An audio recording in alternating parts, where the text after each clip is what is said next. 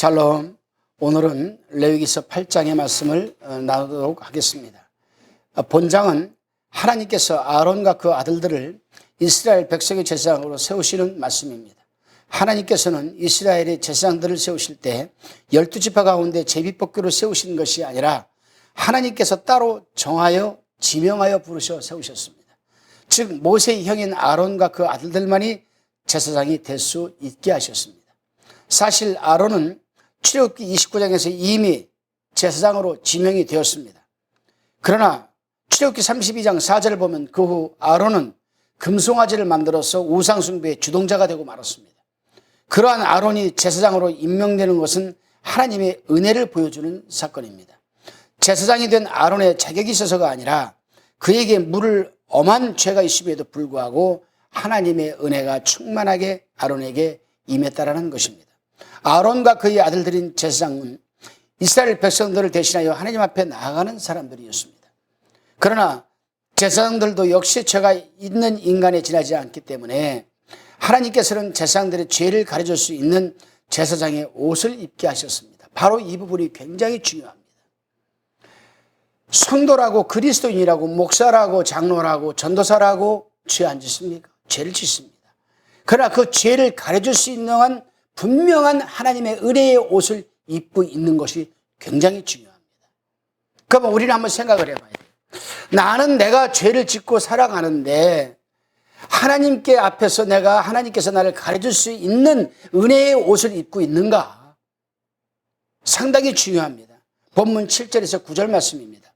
아론에게 속옷을 입히며 띠를 띄우고 겉옷을 입히며 에봇을 더하고 에봇에 기묘하게 짠 띠를 띄워서 에봇을 몸에 메고 흉패를 붙이고 흉패에 우림과 둠밈을 넣고 그 머리에 관을 씌우고 그 관 위 전면에 금패를 붙이니 곧 거룩한 관이라. 여호와께서 모세에게 명하심과 같았더라. 아멘. 이 말씀이 상당히 중요한 말씀입니다.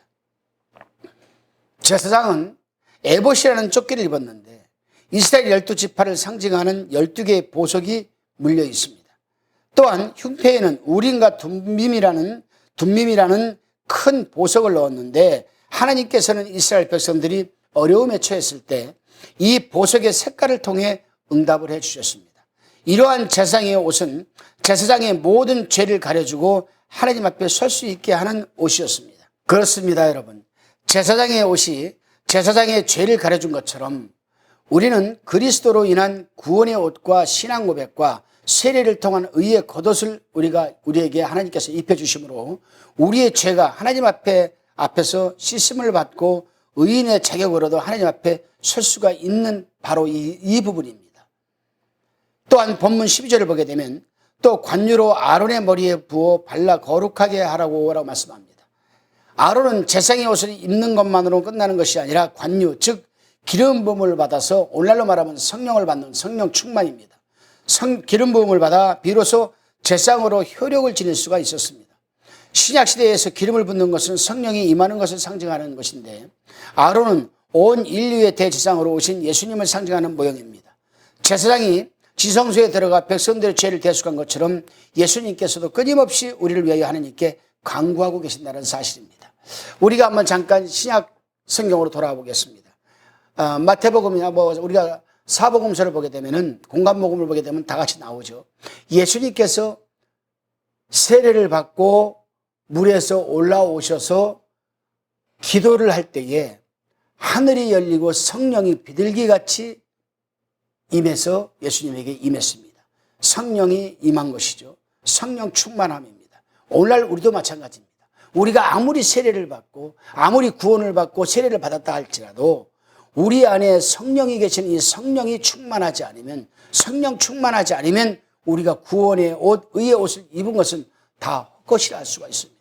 그렇기 때문에 예수 믿는 사람들은 항상 우리 자신 속에서 내주하고 계시는 성령과 이 커뮤니케이션을 통해서 한 발 더 나아가 커뮤니케이터가 되는 삶을 살아내는 것이 얼마나 중요한 건지 모릅니다. 그렇다고 해서 아론과 그 아들들이 제사장 의복을 입고 기름을 부었다고 해서 즉시 제사를 드리지는 것도 아니었습니다. 왜냐하면 그들 역시 하나님 앞에서는 죄인에 지나지 않았기에 다른 사람을 위해 제사를 드리기 전에 자신의 죄를 사함받기 위해 제사를 드려야만 했습니다. 아론과 그 아들들이 드린 제사는 세 가지였는데 먼저 14절을 보게 되면 모세가 또 속죄제의 숫송아지를 끌어오니 아론과 그 아들들이 그 속죄제 숫송아지 머리에 안수하매라고 되어 있습니다. 세 가지 제사 중 첫 번째 제사는 속죄제입니다. 속죄제를 드려 자신부터 정결하게 된 제사장은 다른 사람의 죄를 위한 제사를 드릴 수가 있었습니다. 제사장이 먼저 자기가 정결하게 된 후 다른 사람의 죄를 위해 제사를 드릴 수 있는 것처럼 우리가 주변 사람들에게 하나님의 말씀을 전하는 것만큼 우리 자신을 죄에서부터 지키고 정결하게 하는 것도 중요한 것입니다. 만에 하나 혹 허물이 드러나고 우리가 죄를 지었다 할지라도 먼저 내 자신이 내 속에 있는 성령을 통하여 하나님 앞에 회개의 이 제사를 드린 후에야만 우리가 정결하고 깨끗하게 되고 그래서 남에게 복음을 전할 수 있고 증거할 수 있는 것이 아니겠습니까? 남을 위해서 또한 기도할 수 있는 것이 아니겠습니까? 참 아이러니컬한 부분이 있어요. 우스운 부분이 있습니다. 특히 우리 그리스도인들에게. 1시간 전만 해도 전화로 누구하고 막 말다툼을 합니다. 그리고 속이상에서 씩씩 8688 고속도로를 왔다 갔다 합니다. 그러고 나서 1시간 뒤에 누가 와서 기도해달라고 그러면은 또 간절하게 기도를 해줍니다. 그 기도가 과연 하나님 앞에 연락이 되는 기도가 될 수 있을까요? 더 우스운 일이 있어요. 성도들이 주일 아침에 나오면서 가족들하고 한바탕 하고 나옵니다. 그렇게 와서 예배 드리는데 목사가 설교하면 아멘, 아멘, 믿음이 최고 좋은 것 같아요. 아멘. 그날 또 자신이 대표 기도입니다. 그럼 또 강대상에 와서 또 기도를 또 참 얼마나 참 아이러니컬하고 우스운 이 모습이 아닌지 모르죠. 그렇습니다.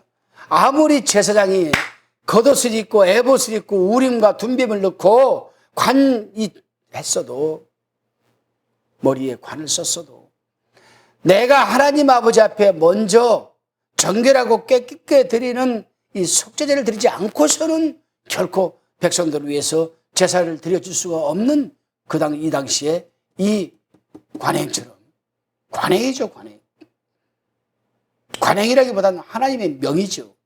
오늘날도 우리 예수 믿는 사람들은 남을 위해서 우리가 기도를 해주고 남을 위해서 예배를 인도해 주는 것보다 더 중요한 것은 내가 먼저 나 자신을 정결하고 깨끗게 하고 죄로부터 자유로운 그러한 상황에서 우리가 기도해 드리고 예배 드려야 되지 않겠느냐. 바로 이 부분입니다.